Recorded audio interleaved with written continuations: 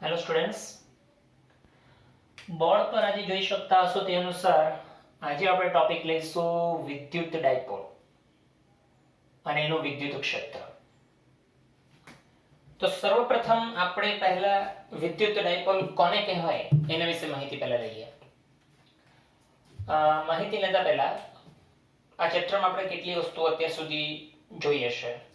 સૌથી પ્રથમ પહેલા ચેપ્ટર સ્ટાર્ટ થાય એટલે વિદ્યુત ભારની થોડી માહિતી આપણને આપવામાં આવે.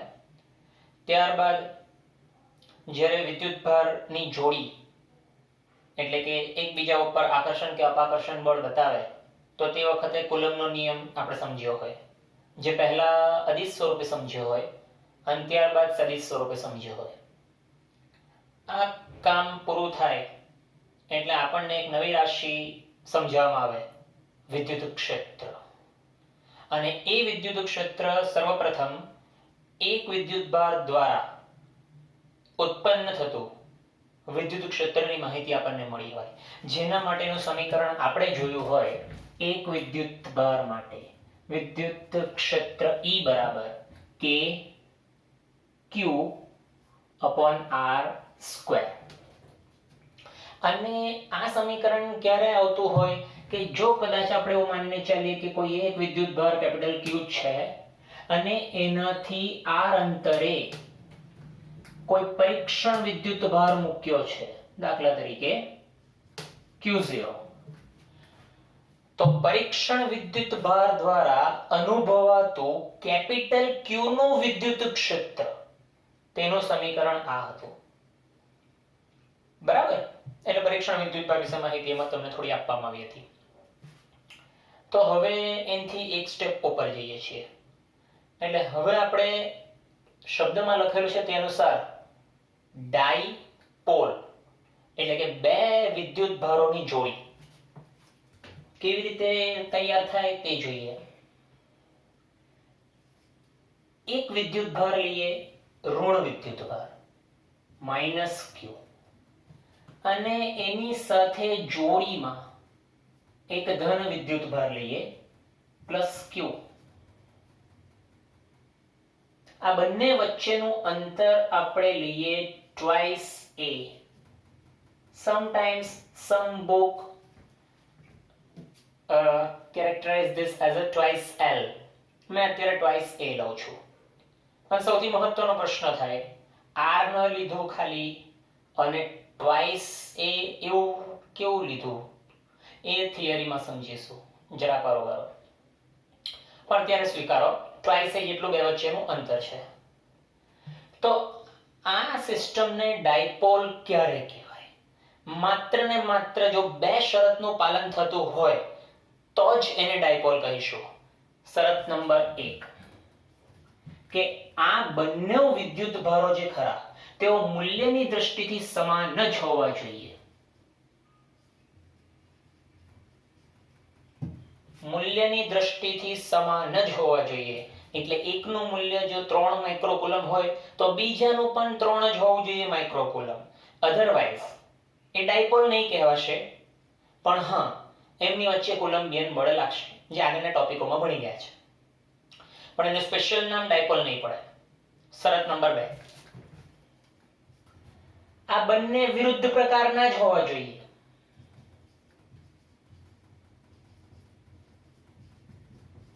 એટલે એક ધન છે તો એક ઋણ જ હોવું જોઈએ. એટલે આ બે શરતોનું જો પાલન થયું તો ને તો જ આ રચનાનું નામ ડાયપોલ. હવે રહી વાત એ બે વચ્ચેના અંતરની, તો એના માટે કોઈ આવો પ્રકારનો જેને કહેવાય કે રૂલ્સ નથી.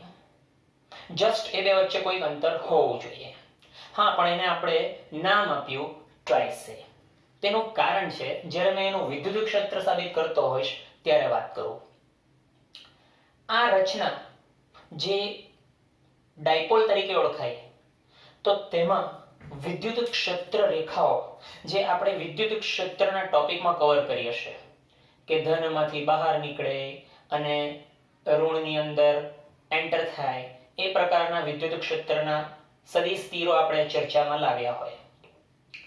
અત્યારે એક નવી રાશિ આને કારણે જન્મ લે છે, જે છે ડાયપોલ મોમેન્ટ.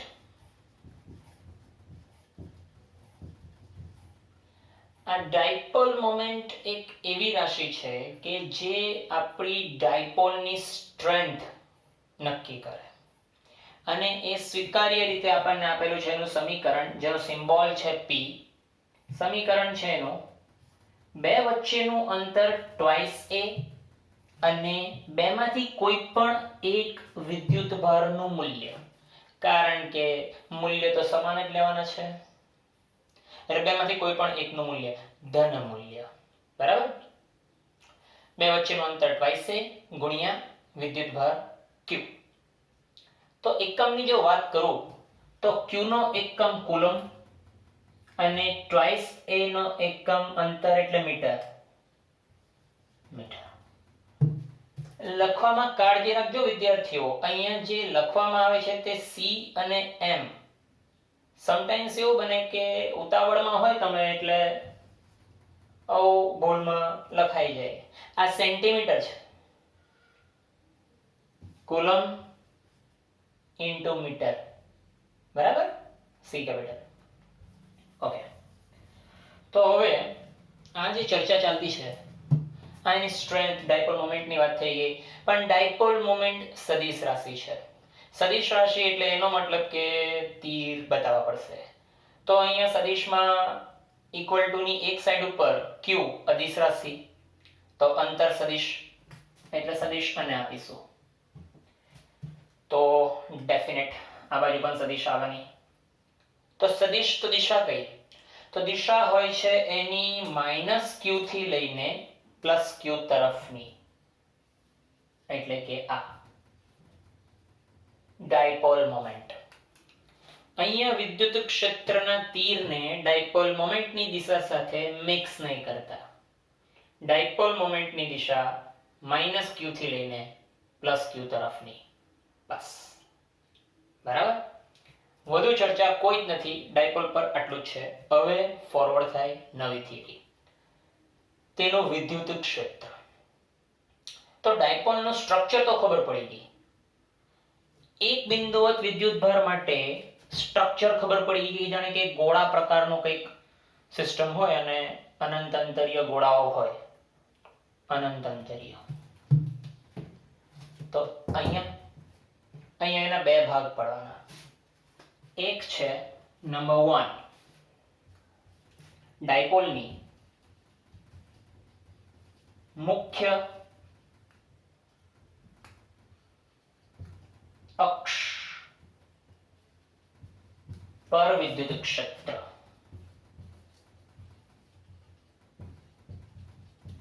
એવું સમજીને ચાલો કે ભલે તમારી પાસે મોટી લાકડી નથી, પણ સમજો કે આ બોલ પેન એટલે ડાયપોલની લેન્થ ગણો તો આના એક છેડા ઉપર એક ગોળો સમજો જે એક વિદ્યુત ભાર છે, ને એની સામે એક બીજા છેડા ઉપર મેં એક બીજો ગોળો સમજો વિદ્યુત ભાર છે.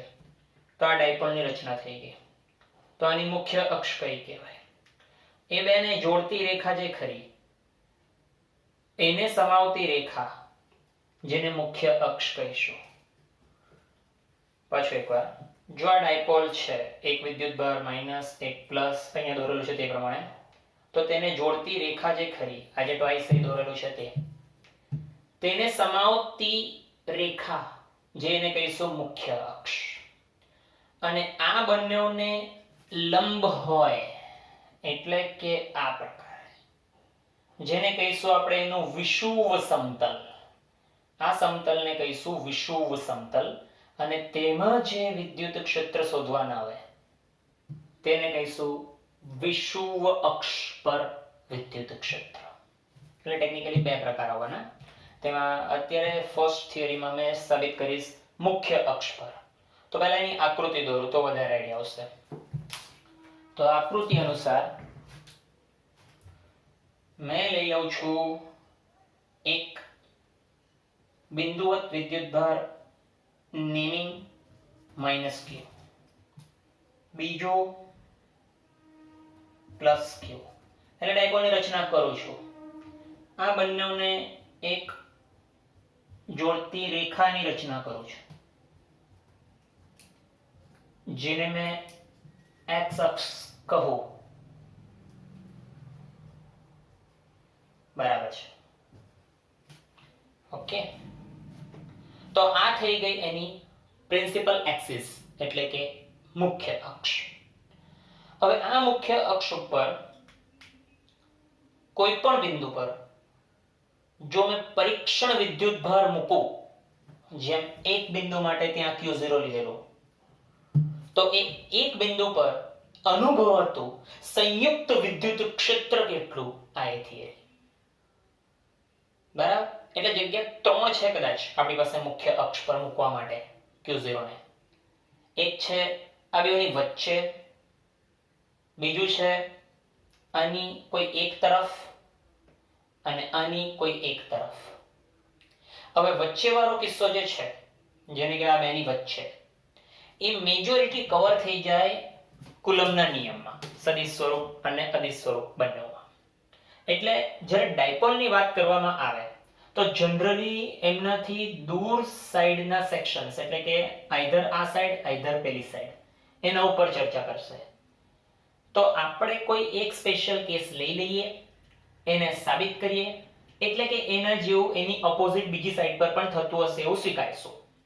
તો આપણે એ બિંદુ લઈએ +q ની પેલી તરફ, એટલે એવું માનીએ કે ચલો Q0 જે આપણો પરીક્ષણ વિદ્યુતભાર છે તેને આપણે અહીંયા મૂકી દીધું.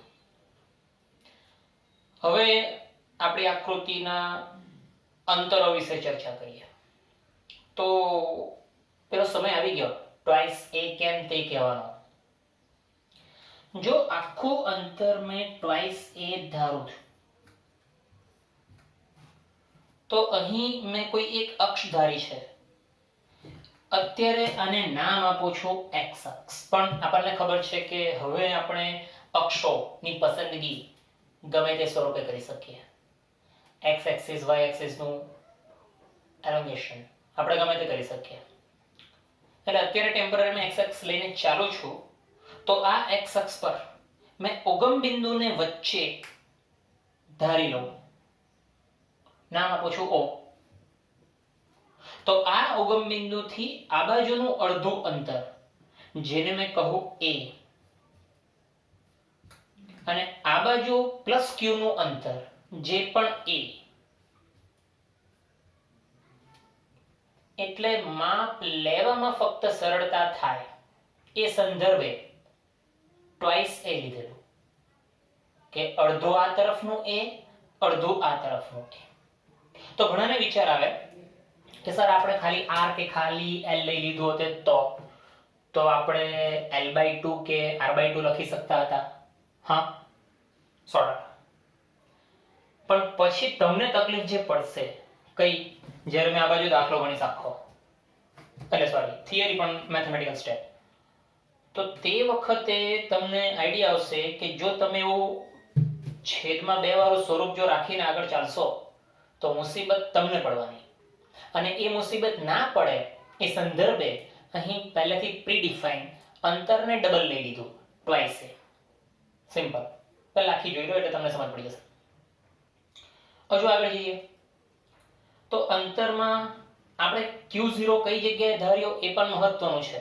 કારણ કે જો એક બિંદુવત વિદ્યુતભાર માટે જો તમે વિદ્યુત ક્ષેત્રની ચર્ચા કરો તો અહીંયા આપણે જે સ્મોલ r અંતર તરીકે ધાર્યું પરીક્ષણ વિદ્યુતભારનું અંતર, તો અહીંયા પણ ધારવું તો પડે. ચાલો, તો એ પરીક્ષણ વિદ્યુતભારના અંતરને હું ધારું છું x અક્ષ પર હોવાથી x. ચાલશે, બરાબર? ઓકે. હવે જેવી રીતે એક કેપિટલ Q આના પર અસર પોતાની બતાવે, તો અહીં આપણી પાસે બે Q છે, એક ધન એક ઋણ, પણ છે 2. એટલે બંને પરીક્ષણ વિદ્યુતભાર ઉપર પોતાની અસર બતાવશે. એટલે આપણે બંનેનું કન્સિડરેશન કરીને કામ કરવું પડશે. યસ, સદિશ સાથે, કારણ કે વિદ્યુત ક્ષેત્ર સદિશ રાશિ છે. અને સદિશ રાશિ પરથી યાદ આવે તો બતાવીએ કે પ્લસ જે હોય એમાંથી બહાર નીકળતા તીર અને માઇનસ જે હોય તેમાં અંદર આવતા તીર આપણે આ કન્સિડર કરેલું. તો એકોર્ડિંગ ટુ ધેટ મેં અહીં એક વિદ્યુત ક્ષેત્રની દિશા દોરું છું આ દિશામાં. તો એ આના માટે દોરી હશે કારણ કે આ પ્લસ વિદ્યુતભાર છે, એટલે કે એમાંથી બહાર નીકળતા તીર હશે જે આના પર અસર બતાવશે. આનું નામ છે, પાડ્યું આપણે E+ સદિશ, કે ધન વિદ્યુતભારને કારણે ઉદ્ભવતું વિદ્યુત ક્ષેત્ર આ જગ્યા પર. તો એવી જ રીતે આ માઇનસ છે એટલે કે એની અંદર આવતું વિદ્યુત ક્ષેત્ર હશે, તો તમારે લેવું પડશે એની અંદર આવતું વિદ્યુત ક્ષેત્ર આ દિશામાં, અને એને આપણે નામ આપીશું E-. તો પરીક્ષણ વિદ્યુતભાર ઉપર બૈજિક સરવાળો થવાનો સદિશોનો. યસ, એટલે પરીક્ષણ વિદ્યુતભાર પર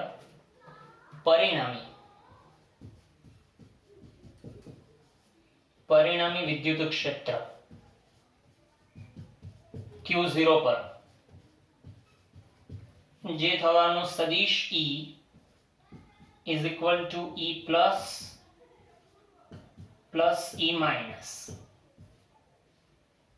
ક્લિયર? અહીંયા સુધી ક્લિયર. બૈજિક સરવાળો કરવાના છે.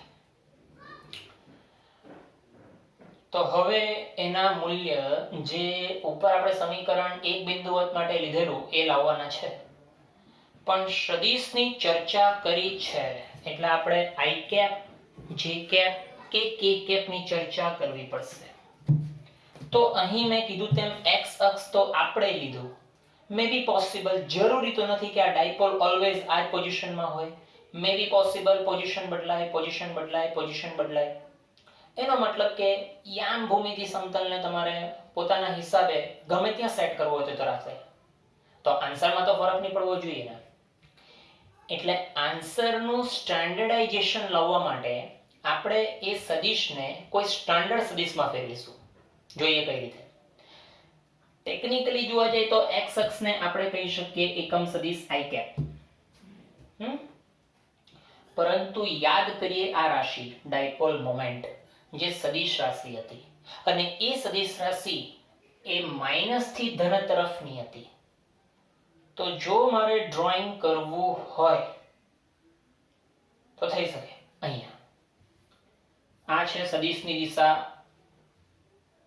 ઋણથી ધન વિદ્યુતભાર તરફની, અને એ દિશામાં એકમ સદિશ P cap, જેમ સદિશ R દોરેલું હોય તો એની દિશામાં એકમ સદિશ R cap હોય, તેવી રીતે ડાયપોલ મોમેન્ટ એની દિશામાં એકમ સદિશ P cap.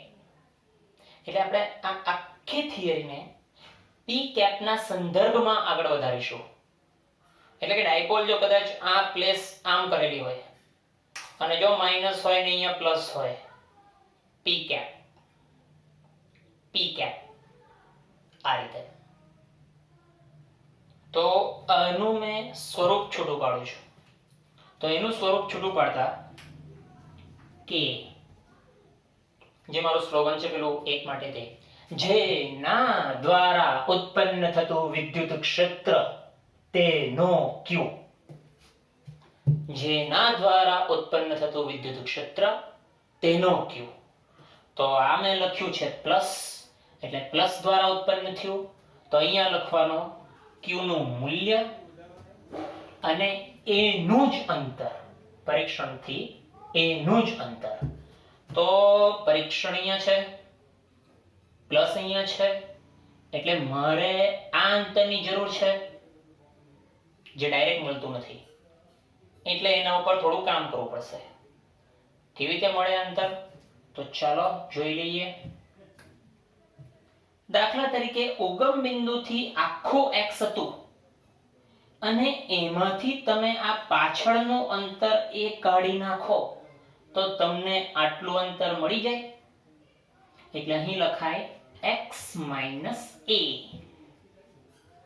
આકૃતિની ભૂમિતિ છે એટલે થોડીક આઈડિયા આવી ગઈ હશે કે આખી રેખાખંડમાંથી મેં આટલો રેખાખંડ કાઢી નાખું તો મને બચેલો ટુકડો મળે x - a. એવી જ રીતે જો કદાચ મારે માઈનસ સુધીનું અંતર આની સાથે શોધવું હોય તો તમે જોઈ શકો કે ઉગમ બિંદુ સુધીનો રેખાખંડ x કે જેમાં મારે ઉમેરવું પડે વધારાનું a તો મને અંતર મળે.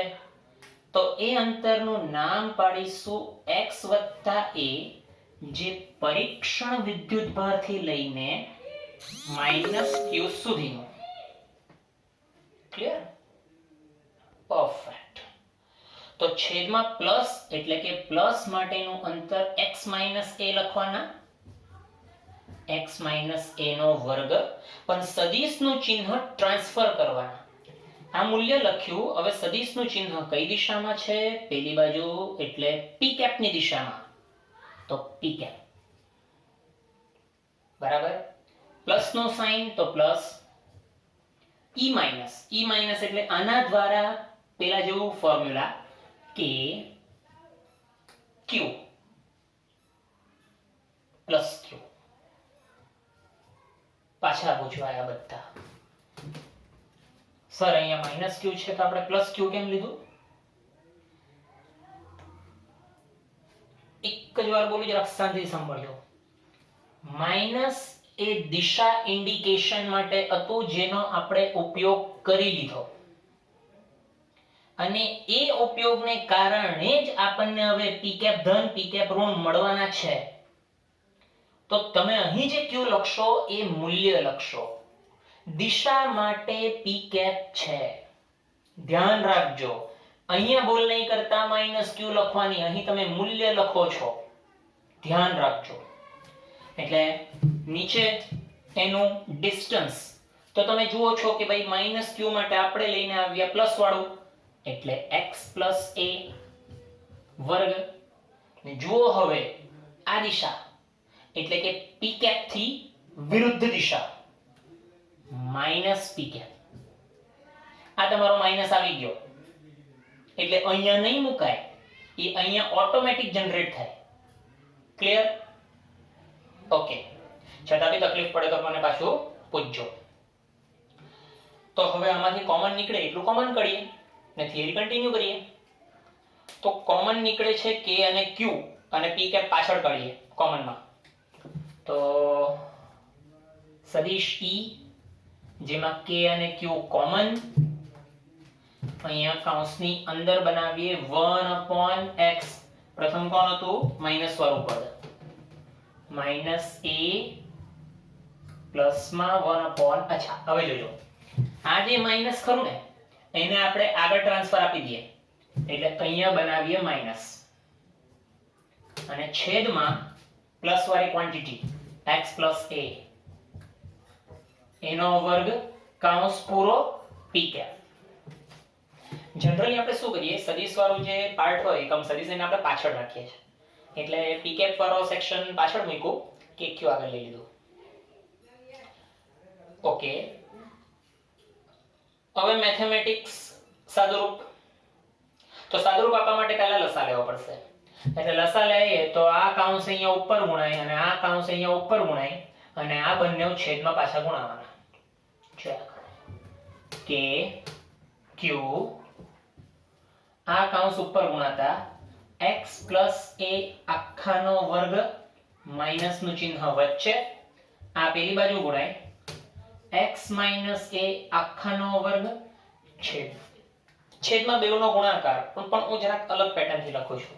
છગડીયા કૌંસમાં કૌંસ 1 x a છગડીયાનો વર્ગ, મોટો કૌંસ પૂરો કરીને p. પ્રશ્નાર્થ ચિહ્ન થાય કે સર આ નીચે કેમ આવું છગડીયું કૌંસ કર્યું? એ એક્ચ્યુઅલી સમજાવવા કે ધોરણ 8 ના અવયવનું સૂત્ર જે ખરું, અવયવ વિસ્તરણ, a - b a + b બરાબર a નો વર્ગ માઈનસ b નો વર્ગ. a - b a + b નો ગુણાકાર a વર્ગ - b વર્ગ, તે અહીંયા દેખાતું છે. એટલે આખાનો વર્ગને પહેલા છૂટો કૌંસ કરી દીધો છગડીયાની ઉપર. તો અહીં ઉપર જે દેખાય છે એ પોતે પૂર્ણ વર્ગ છે, એટલે પૂર્ણ વર્ગનું વિસ્તરણ કરું છું. તો કે પ્રથમ પદનો વર્ગ x નો વર્ગ, મધ્યમ પદ 2 × x a, અંતિમ પદ a નો વર્ગ. બરાબર? હવે 12માં આવી ગયા છો, એટલે નેક્સ્ટ સ્ટેપ જે છે તે હું ડાયરેક્ટ કરતો છું. માઈનસ ની અસર આપીને ડાયરેક્ટ કરતો છું. તો અહીં માઈનસ નું ચિહ્ન આ, તો આ કૌંસ છૂટો થતે તો આવતે x નો વર્ગ, પણ માઈનસ ની અસર સાથે માઈનસ x નો વર્ગ. મધ્યમ પદ માઈનસ માં આવતે પણ માઈનસ ની અસરથી પ્લસ ટ્વાઇસ xa, અને અંતિમ પદ પ્લસ આવતે પણ માઈનસ ની અસરથી minus a square p cap. છેદની વાત કરું તો હમણાં જ બોલી ગયો તેમ a ઓછા b a વત્તા b વાળું સમીકરણ, તો અહીં આવશે x નો વર્ગ ઓછા a નો વર્ગ આખો છગડીયા કૌંસનો વર્ગ. ક્લિયર? સરસ. હવે જેટલું ઉડે એટલું ઉડાવીએ. તો ઉડે છે x નો વર્ગ, a નો વર્ગ, બીજું કશું ઉડતું નથી. તો સાદું રૂપ આપીને લખીએ 2 ને 2 4, 4 આગળ આવી ગયા. k q x a, બરાબર. છેદમાં કૌંસનો વર્ગ જો આખું એટલે x વર્ગ ઓછા a વર્ગ નો b વર્ગ p કેપ સદિશ e. આ આવી ગયું તમારું સેન્ટ્રલ સમીકરણ, મુખ્ય અક્ષ પર વિદ્યુત ક્ષેત્ર. પણ હજુ મોડિફિકેશન થશે. કેવું મોડિફિકેશન તે જોઈએ.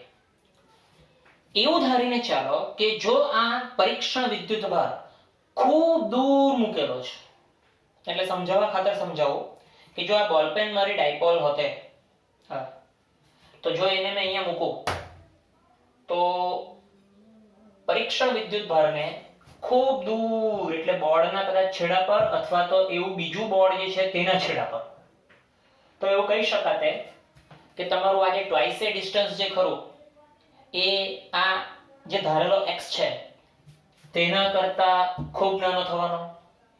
એટલે તમે એક સ્પેશિયલ કન્ડિશન જનરેટ કરો છો. જો x is much much much greater than a, આ એક કન્ડિશન છે. બાકી આ કન્ડિશન જો ના હોય તો આ સમીકરણ આવી ગયું, આ સમીકરણ આવી ગયું. અને આ સમીકરણ ઉપર તમે કશે પણ કોઈ પણ જગ્યા ઉપર કિંમત મૂકશો q0 ની, મતલબ કે આઈધર આ સાઈડ અથવા તો આઈધર પેલી સાઈડ તમને સેમ ક્વોન્ટિટી આન્સર આપશે. બરાબર? તો મેં સ્પેશિયલ કન્ડિશન લઈને ચાલો હવે. તો તમે એવું કરી શકો કે આવું જો લખીએ તો a ને અવગણી શકાય, પણ ધ્યાન આપવા કીધેલું છે મેં ગુરુત્વાકર્ષણથી 11માં થી કે જ્યારે આવી કોઈ રચના થાય અને અવગણવાનો વારો આવે તો તમારે સરવાળો કે બાદબાકી હોય એમાં જ અવગણના થઈ શકશે. ગુણાકારમાં કે ભાગાકારમાં અવગણના થશે નહીં, પહેલા જ કીધેલું છે. એટલે અહીં a જે છે ને તે બે જગ્યા પર છે, ઉપર બી છે જે ગુણાકારમાં છે અને નીચે બાદબાકીમાં છે. તો અવગણના જે ખરી ને એ આ a ની થશે, ઉપરનો એઝ ઇટ ઇઝ લખવો જ પડશે. જુઓ e સદિશ જેમાં 4 k q, છેદમાં મેં છે ને 0 લખવાનો છું, એટલે એક સ્ટેપ તમારા માટે કરતો છું extra. x square minus 0 whole square p cap, અને એનું હજુ ફર્ધર સ્વરૂપ જો મૂકું તો છેદમાં વર્ગનો વર્ગ એટલે 4 ઘાત, જે ઉપરના એક x સાથે ઉડીને નીચે 3 ઘાત. તો અહીં સમીકરણ બને છે સદિશ e બરાબર 4 4 કે q a છેદમાં x ક્યુબ p કેપ. બરાબર? પરફેક્ટ. હજુ એક આગળ મોડિફિકેશન કરું છું. આ 4 ખરું તેના ટુકડા પાડું છું 2k, અને એ બીજો પગલો જે બાકી રહી ગયો તેને મેં ગોઠવણ કરું છું આવી. તો આપણા મનમાં પ્રશ્ન થયો કે એવું કેમ કર્યું હશે સરે, 4 ના ટુકડા પાડી દીધા 2 2. પેલો કાઉન્સ જે છે ને તે જનરેટ કરે છે ડાયપોલ મોમેન્ટ. એટલે ત્યાં હવે આપણે p લખવાના, ડાયપોલ મોમેન્ટ. તો ટ્વાઇસ aq ને રિપ્લેસ કરીએ છીએ ડાયપોલ મોમેન્ટ થી 2kp